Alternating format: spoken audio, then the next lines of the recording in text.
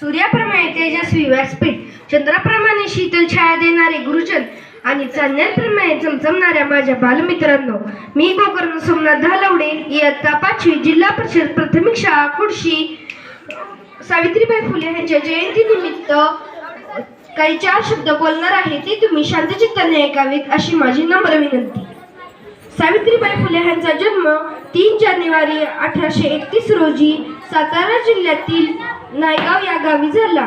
त्यांच्या वडिलांचे नाव खंडोजी नेवसे पाटील असे होते. त्या लहानपणी खूप हुशार होत्या. त्यांचा विवाह लहान वयात ज्योतिबा फुले यांच्याशी झाला. विवाहानंतर ज्योतिबा फुलेंनी त्यांना लिहायला वाचायला शिकवले, कारण की ते म्हणायचे, विद्येविना मती गेली, मतीविना गती गेली, गतीविना वित्त खचले, इतके सारे अनर्थ एका अविद्येने केले. सावित्रीबाई फुले ह्या भारताच्या पहिल्या महिला शिक्षिका होत्या. सावित्रीबाई फुले व ज्योतिबा फुले यांनी पुण्यात भिडेवाड्यात मुलींची पहिली शाळा सुरू केली.